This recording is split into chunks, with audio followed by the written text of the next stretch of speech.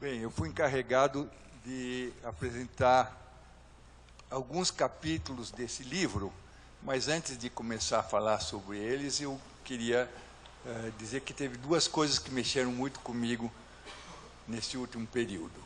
Uma delas é que a editora avaliou o livro, disse que merecia ser lido, desde que eles tivessem pelo menos 1000 exemplares vendidos, porque na situação de crise econômica eles não poderiam arriscar de ter uma perda muito grande com a publicação desse livro.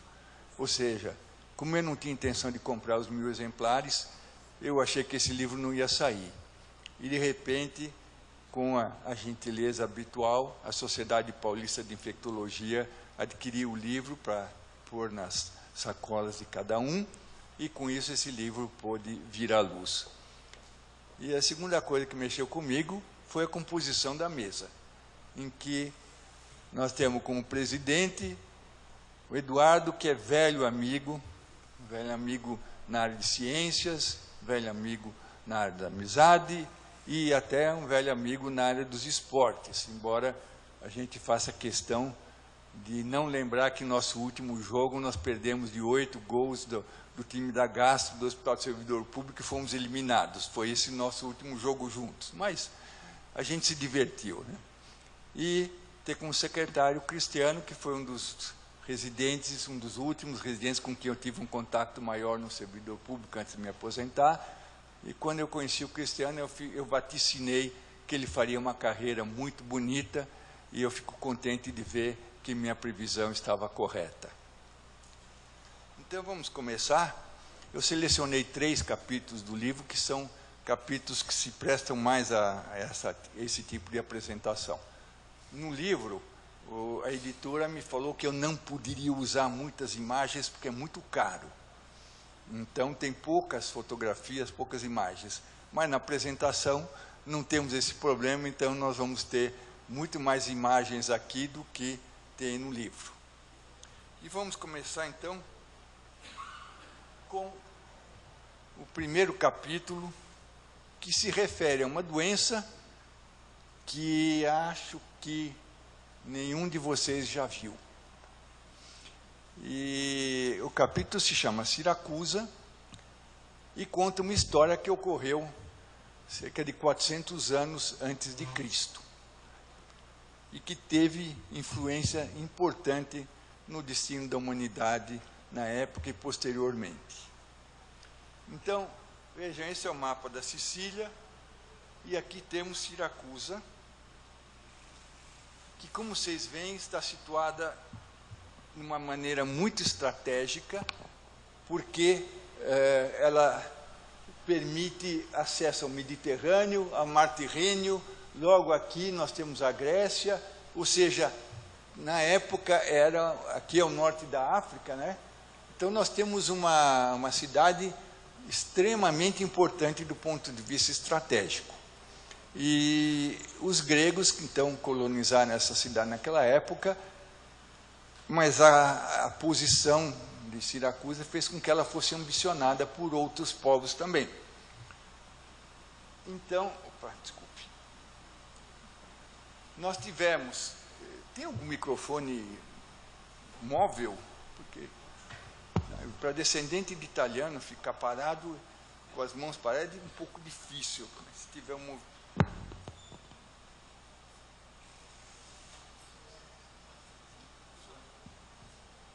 Está funcionando? Sim, tá. Então, vocês vejam que em 406 a.C., nós tivemos a invasão da Sicília pelos cartagineses. Nós não estamos falando ainda das guerras púnicas. As guerras púnicas aconteceram 100 anos depois. Mas sim uma invasão preliminar da Sicília pelos cartagineses. E nós tínhamos 2 chefes importantes na época. Dionísio era o líder dos siracusanos e Ímlico era o líder dos cartagineses. E eles, então, nessa ocasião, assinaram um tratado de paz, que, estranhamente, nenhum dos 2 lados tinha intenção de respeitar. Parece um pouquinho algumas coisas da política atual, né? Nenhum dos dois tinha intenções de respeitar esse tratado. Então, o que o Dionísio fez? Sabendo que os cartagineses iam atacar, ele fortificou a ilha de Ortígia, onde que estava Siracusa originalmente, fez muros de 2 a 4 metros de espessura, construiu 200 novos navios, aumentou as forças armadas e construiu aquele instrumento novo na época, chamado catapulta. Se preparando então para o ataque dos cartagineses. Em 404 a.C., quer dizer, logo depois, um ano depois da assinatura do Tratado de Paz, o Dionísio ataca todas as cidades fenícias, as cidades cartagineses da ilha. Os cartagineses são derrotados inicialmente, mas eles decidem se reforçar. E durante 7 anos, eles se preparam para um segundo round.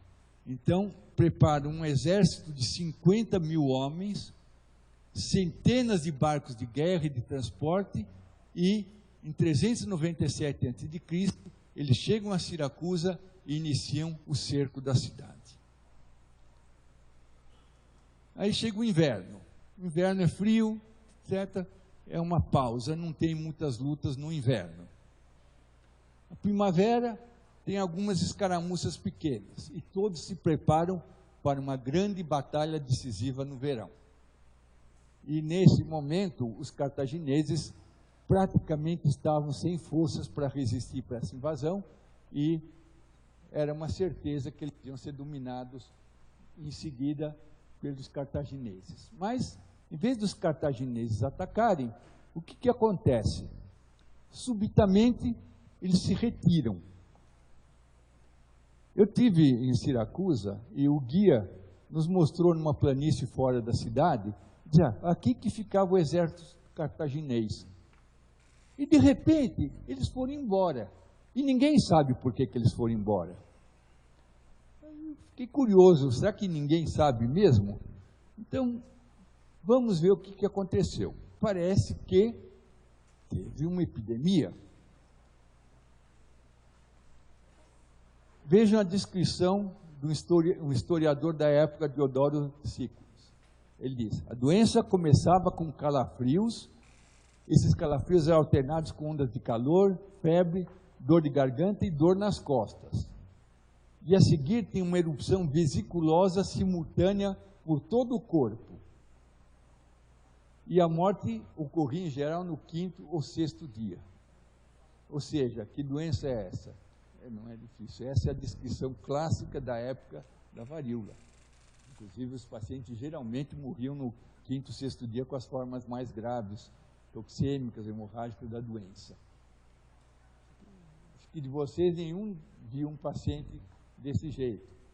Mas tem que lembrar que até a década de 60, no Emílio Ribas, nós tínhamos enfermarias lotadas de pacientes com essa doença, inclusive crianças morrendo com enorme frequência quando eram acometidas pela varíola.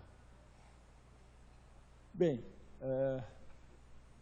obviamente era uma doença extremamente grave, com mortalidade elevada, e isso justificou que os cartagineses suspendessem o cerco e voltassem para o norte da África. E qual foi a importância histórica que isso possa ter tido? Bem, se os cartagineses tivessem conquistado a Sicília, eles teriam lá uma área de apoio para todo o comércio, para domínio do Mediterrâneo, ou seja, eles teriam se fortalecido enormemente. E talvez, quando começaram as guerras púnicas, eles teriam partido de uma situação de muito mais força. E talvez, nós, em vez de sermos descendentes do Império Romano, nós seríamos descendentes de um Império Cartaginês. E qual é a diferença que isso faria na nossa vida? Bem, acho que domingo à noite, em vez de comer pizza, a gente estaria comendo esfirras. Para alguns isso daqui seria até uma vantagem. Então, aquilo que o guia falou, que ninguém sabe o porquê, eu vejo que não era correto, né?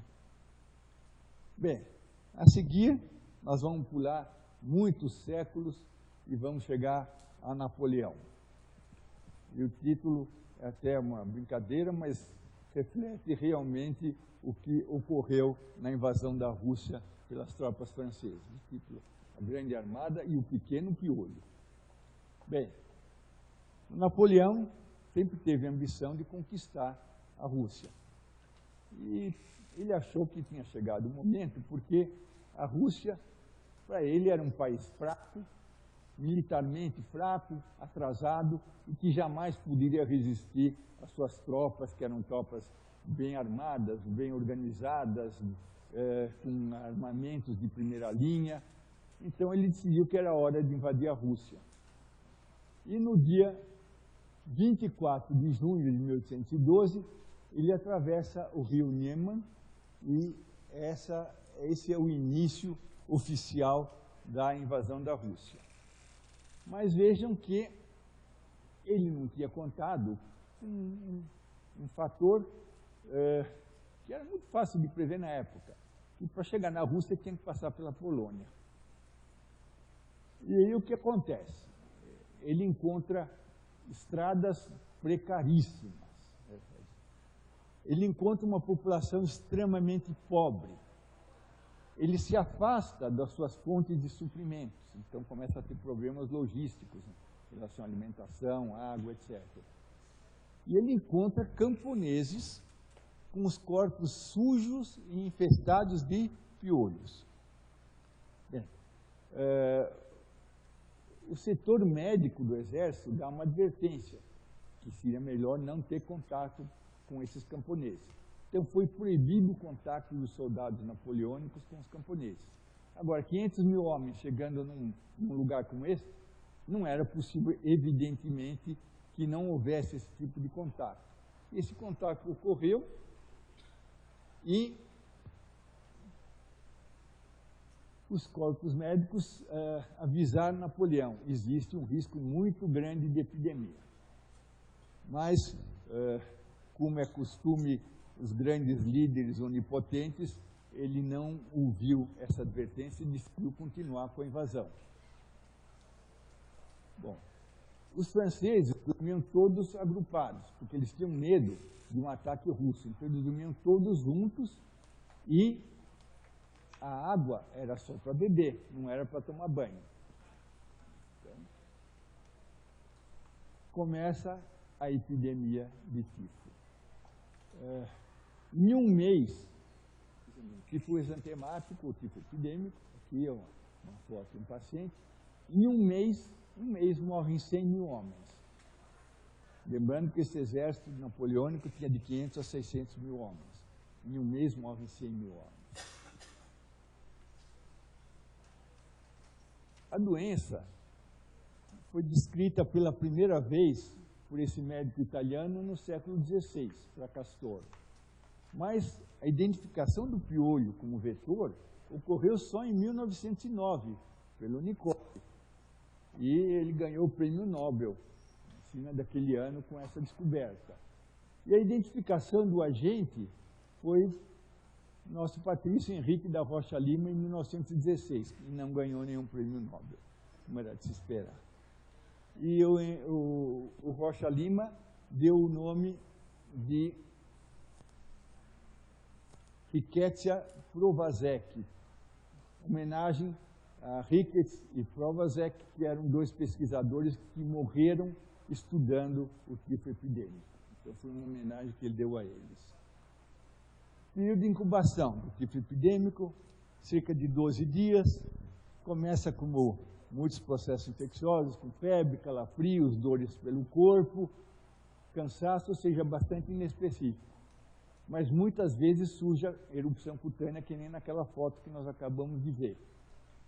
A morte é muito frequente, e entre os sobreviventes, o normal era ficar incapacitado por meses e meses, em virtude de cansaço, de astenia, dificuldade de movimentação, etc. Bem, os franceses foram em frente.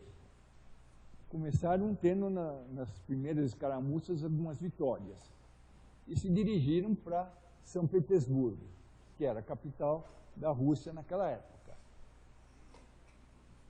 São Petersburgo resistiu. São Petersburgo tem uma história de resistência, que nem teve na Segunda Guerra Mundial, que os alemães cercaram São Petersburgo, e tiveram que desistir de entrar na cidade. A mesma coisa ocorreu naquela época. Então, o Napoleão decidiu ir para o sul e atacar Moscou. O que fizeram os russos? Em vez de parar para enfrentar Napoleão, eles foram se retirando. E à medida que eles se retiravam, eles queimavam as cidades, queimavam as plantações, queimavam as casas e envenenavam os poços de água. E com isso, Napoleão, longe das suas fontes de suprimento, ele calculava que ele ia utilizar todos os suprimentos que ele ia encontrar nessa região, Moscou, etc., ele de repente se vê afastado de todas as suas fontes, com uma epidemia e começando a vir o frio. Bom, depois de 3 meses dessa situação de retrocesso, os generais russos acharam que era hora de enfrentar o exército napoleônico.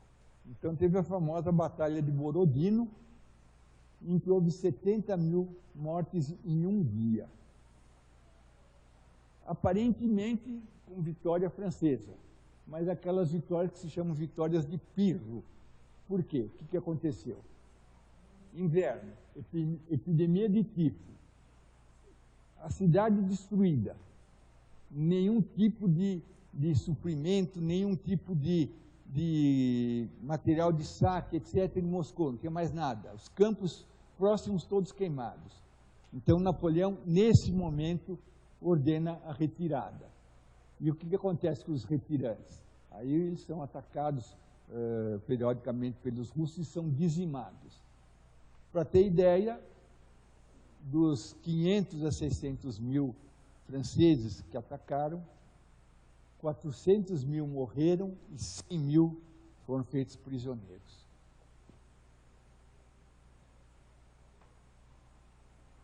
Vocês, a maior parte de vocês deve ter lido Guerra e Paz, que conta toda essa história, e deve ter ouvido já a abertura 1802 do Tchaikovsky, que termina com os sinos tocando em alegria pela retirada do invasor.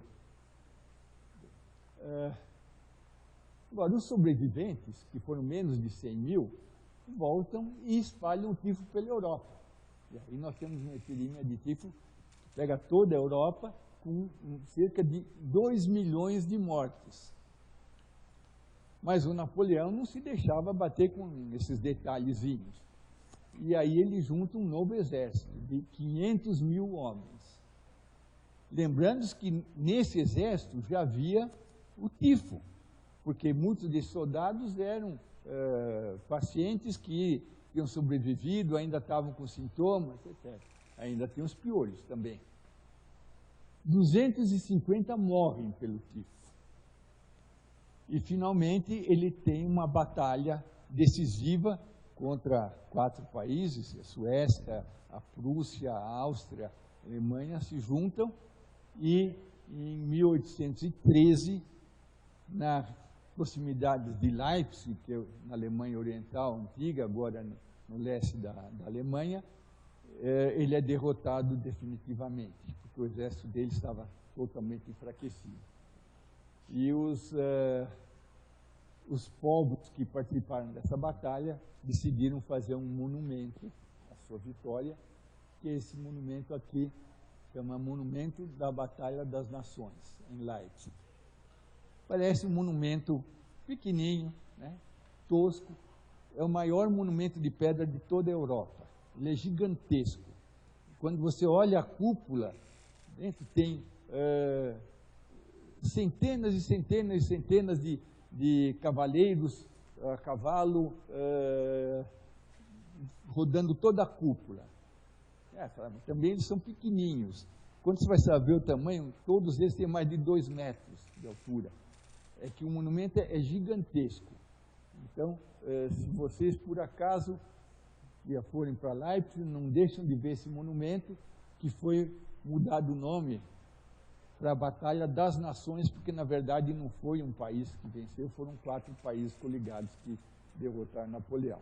Mas, se não fosse o Piolho, provavelmente a história teria sido diferente. Então, a partir daí, o que aconteceu? Depois que se descobriu o papel do piolho na transmissão da doença, todos os exércitos do mundo passaram a exigir dos seus militares corte de cabelo, barba raspada, uniformes limpos, limpeza das roupas íntimas e banho periódico. Banho periódico, entre os franceses, talvez tenha uma frequência diferente do que entre nós latinos, mas pelo menos tinha um banho periódico, né? E com isso, esse é o aspecto dos soldados atuais, que é bem diferente do que aquele que nós vimos das tropas napoleônicas antes. E alguém pode dizer, na plateia, mas como é que você pode dizer que foi tifo epidêmico? Não pode ter sido outra doença? Em 2001, recentemente, na Lituânia, foi descoberta uma fossa com 3.000 corpos de soldados. E quando eles analisaram os botões dos uniformes, verificaram que eram uniformes franceses justamente da Grande Armada. E aí, com a pesquisa de DNA, na polpa dentária, que é uma coisa que está sendo feita cada vez mais hoje em dia, toda vez que se encontram cadáveres antigos, se faz a pesquisa do agente patológico na polpa dentária. Nós temos exemplo de Salmonella typhi encontrada em remanescentes da Guerra do Peloponeso e assim por diante. E a Universidade de Marselha examinou a polpa dentária de 72 dentes e encontrou o DNA da Rickettsia prowazekii, mostrando que a doença foi realmente o tipo epidêmico. Bem, o terceiro assunto que eu trouxe para a gente conversar, eu dei o nome de Mapa da Mina, porque realmente a história é sobre o mapa da mina. Ela se passa na Inglaterra, em Londres, em 1854. Londres, nessa época, tinha 2,5 milhões de habitantes. A maioria deles em condições de extrema pobreza, muita pobreza. E não tinham qualquer tipo de benefícios sanitários, esgotos, rede de esgotos não existia na época. É uma cidade grande, pobre e sem benefícios sanitários. A oeste de Londres, nós temos o bairro do Soho. Quem já foi para Londres já viu o bairro do Soho, que hoje virou bairro de artistas, de intelectuais, etc., etc., e que fica, para quem desce a Regent Street em direção a Piccadilly, fica à esquerda de quem desce. Para ter ideia, naquele tempo, na Regent Street, ergueram um altíssimo muro para separar as populações mais ricas daqueles indivíduos que moravam nesse bairro, que eram trabalhadores pobres. As indústrias que tinham lá eram indústrias poluidoras, as fossas ficavam sob o assoalho das casas, e a água era fornecida por minas. E essas minas eram de companhias diferentes, algumas mais populares, outras menos, mas traziam água do rio Tâmisa, extremamente poluída. Bem, na Broad Street, existe um quarteirão que chamava-se Golden Square, embora não tinha nada de golden, que era extremamente pobre, o quarteirão, e tinha ali a mina mais popular de Londres, porque diziam que aquela que tinha água mais fresca, mais limpa, e todas as pessoas do bairro usavam essa mina, e muitos levavam água dessa mina para pessoas que moravam em outros bairros, de tão famosa que era essa mina. E a água, então, era muito prestigiada. E vocês veem, essa é a mina de Broad Street, na época, 1854. O que aconteceu na década de 50 do século XIX. Um casal chamado Thomas e Sarah Lewis vão morar na Broad Street. Eles têm um filho que morre com menos de 1 ano de idade e depois tem uma filha, que apesar da sua importância nos acontecimentos, a história não gravou o nome dela, ninguém sabe o nome dela. E essa menina nasceu em 1854 e quando ela tinha 5 meses de idade, então vejam bem as datas que são importantes para aquilo que nós vamos ver a seguir. No dia 28 de agosto, ela começa a ter uma diarreia intensa, uma diarreia aquosa, acompanhada de vômitos.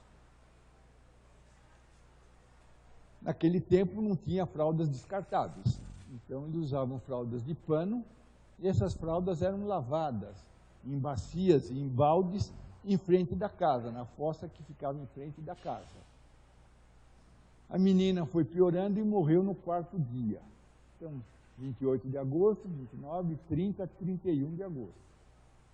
Marquem essa data. Após 2 dias, o que começa a acontecer? Caso de diarreia nas redondezas.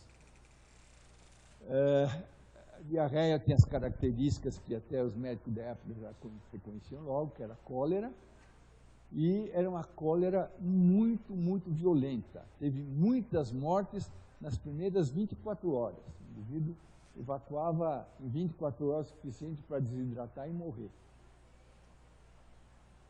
Até o dia 3 de setembro, vejam, nós estamos falando das datas, né, que essa menina morreu no dia 1º, no dia 3 de setembro já tinha 127 mortes. E no dia 10, uma semana depois, 500 mortes, só nesse bairro, só nessa região. E até o final do episódio, 616 mortes. Vocês vão ver que aqui houve uma diminuição do número de adoecimentos e mortes. Nós vamos ver mais adiante por quê.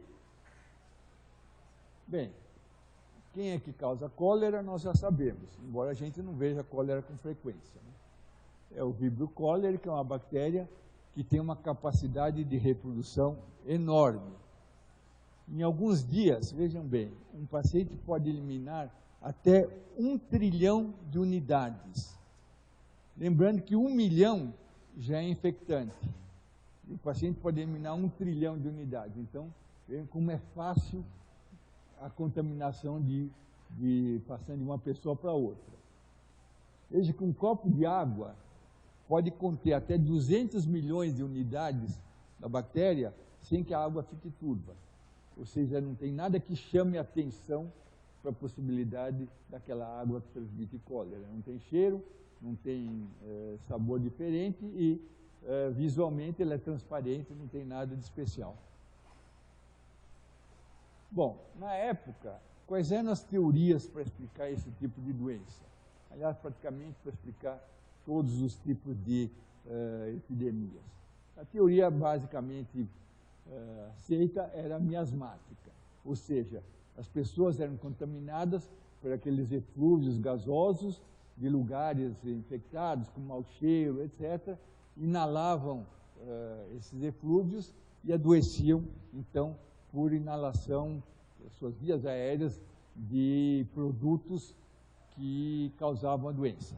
Estou falando de produtos, não estamos falando ainda de seres vivos, porque naquela época não havia nenhuma pista de que podiam ser seres vivos. E tinha uma segunda teoria que foi levantada na época, nós vamos ver, de que pudesse haver a transmissão hídrica de pessoa para pessoa. Agora, como é que ocorreria essa transmissão de pessoa para pessoa pela água, já que nós não sabíamos da existência de bactérias? Então, eles não tinham uma explicação para isso na época. E aí surge o nosso detetive, nosso investigador, John Snow.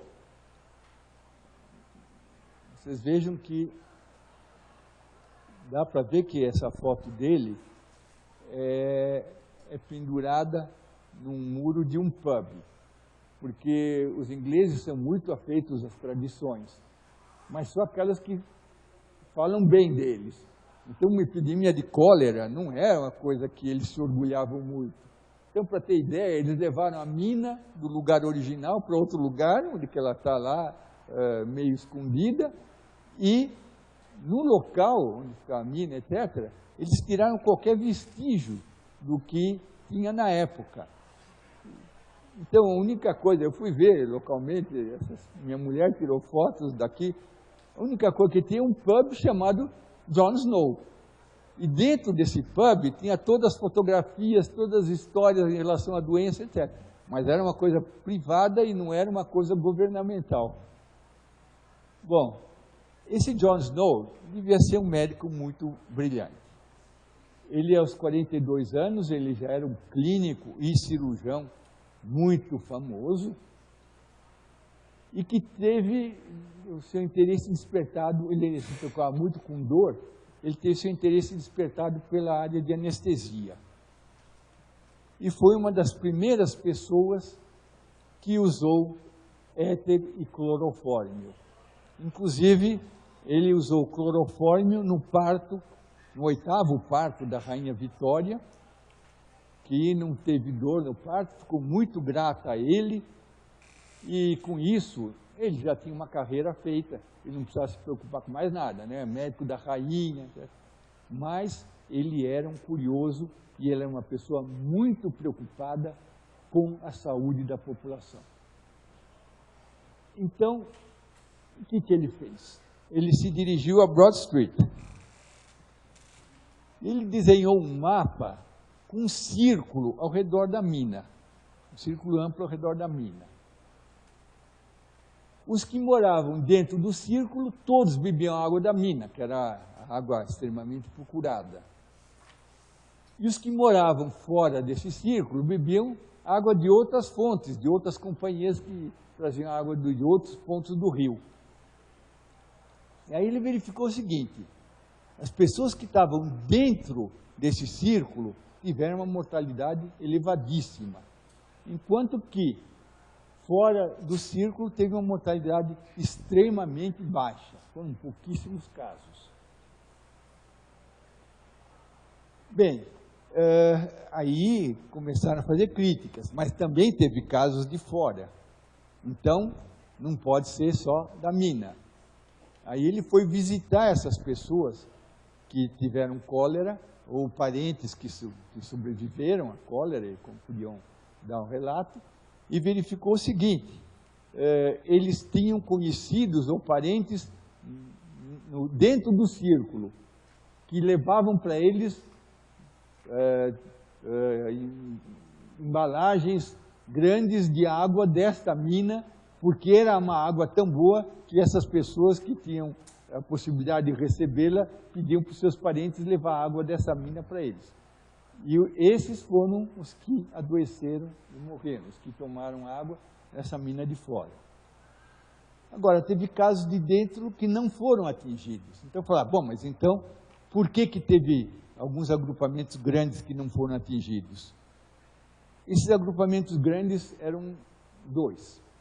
Primeiro, tinha um enorme cortiço, com mais de 500 pessoas.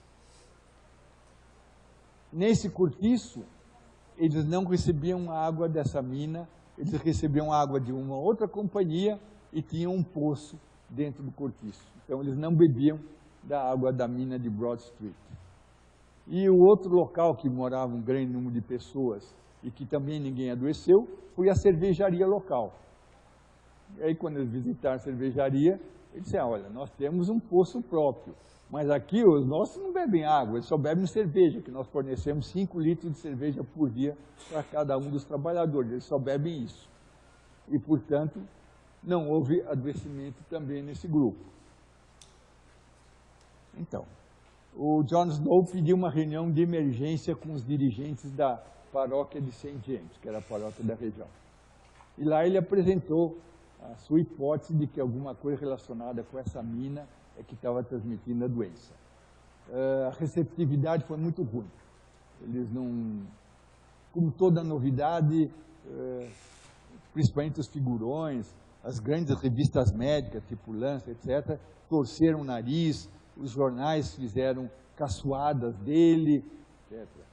Mas, no final de tanto ele insistir, eles decidiram retirar a manivela da mina. E foi retirada, então, a manivela. E o que aconteceu esse dia 8 de setembro? Houve uma queda rapidíssima do número de mortes. Alguém poderia dizer que essa queda se deveu porque era o final da epidemia, as pessoas já tinham ou morrido ou adquirido imunidade. Mas, na realidade, a queda foi muito rápida e muito abrupta. Portanto, pode ser que o final da epidemia também tenha tido origem nesse grau de imunidade que se desenvolveu na população, mas seguramente a retirada da manivela teve uma importância fundamental. Bom, aí os miasmáticos, que era a maioria absoluta, contestaram esses achados, contestaram as informações do Jon Snow, publicaram muitas coisas contra ele, chamando a atenção para duas coisas. Primeiro, eles mandaram examinar o poço da mina e verificaram que ele tinha uma estrutura íntegra. Portanto, onde poderia ter entrado algum tipo de tóxico por ali. E segundo, eles que para ter uma epidemia de cólera devia ter um caso inicial. E não foi descrito um caso inicial. Ninguém sabia de um caso inicial. E aí surge o nosso segundo detetive, que é o reverendo Henry Whitehead, esse que vocês estão vendo aqui, que foi discutir com o Jon Snow para dizer para ele que ele estava errado. E nas conversas com o Jon Snow, ele se convenceu que ele estava certo. E aí ele passou, além de se tornar amigo do Jon Snow, passou a se tornar um colaborador, procurando, de todas as maneiras, ajudar. Como ele era muito benquisto na comunidade, ele visitava todos os habitantes do bairro, levando conforto espiritual, etc., mas também tirando história, perguntando, tentando obter informações. E no tempo livre dele, ele ia no escritório do Registro Central de Londres para verificar as mortes que estavam descritas lá. E aí ele encontra uma informação da morte da menina do casal Lewis, justamente 2 dias antes do início da epidemia. Ou seja, essa foi o achado definitivo que faltava para comprovar essa transmissão. Aí ele conversou com a mãe da criança e ela disse que ela lavava as fraldas e despejava esses baldes sujos na fossa que tinha em frente da casa, que ficava a menos de 1 metro daquela mina. Foram examinar as paredes da fossa e a fossa estava com as paredes totalmente avariadas. E aí viram o trajeto que ia da mina até a fossa e encontraram o trajeto todo contaminado por fezes humanas. Portanto, completou o ciclo. Bem, apesar de tudo isso, não foi muito rápido a aceitação da teoria de transmissão hídrica, demorou um pouco de tempo, mas o Jon Snow, inclusive conversando com o seu amigo, o padre Whitehead, ele disse, não seremos nós que veremos ainda em vida a modificação dessa situação. E ele estava enganado. Ele morreu 3 anos depois de AVC, aos 45 anos de idade. Mas o reverendo Whitehead morreu aos 70 anos, no final do século. E participou, inclusive, foi chamado para participar de comissões de saneamento, etc, etc. E tem que pensar uma coisa fantástica, que menos de 10 anos depois, Londres já possuía o mais avançado sistema de esgotos do mundo. Inclusive, algumas pessoas, quando falam das belezas de Londres, das maravilhas de Londres, dizem, não, Londres é cheio de maravilhas, mas as maiores maravilhas estão embaixo da terra. É o nosso sistema de esgotos que é o mais perfeito do mundo. A partir daí, as grandes cidades dos países mais ricos do primeiro mundo, praticamente com criação de sistema de esgotos completo, etc., a cólera desapareceu. No terceiro mundo, e no quarto mundo ainda, infelizmente, as condições sanitárias deixam muito a desejar e, de vez em quando, nós temos ainda epidemia de cólera, mas, pelo menos, agora nós sabemos como que ela pode ser combatida. E eu queria sugerir para vocês, para encerrar, que quem tem interesse nesse tipo de caso, leia esse livro aqui chamado The Ghost Map. Ghost Map é o nome do mapa que ele fez, que chamava Ghost Map, esse tipo de mapa em que ele mapeava as casas dentro e fora do circuito. E esse livro foi escrito por Steven Johnson, que vocês devem imaginar que foi um médico que estudou o assunto. E não foi. Esse livro é uma delícia de ler, porque ele é um livro que conta toda a situação de Londres na época, todas as profissões, inclusive as profissões mais humildes, e é escrito por um jornalista, o que não é novidade, porque nós já vimos que grandes livros na área de epidemiologia foram escritos não por médicos, mas por jornalistas. Então, eu sugiro que quem tiver interesse no assunto leia esse livro do Steven Johnson. Obrigado.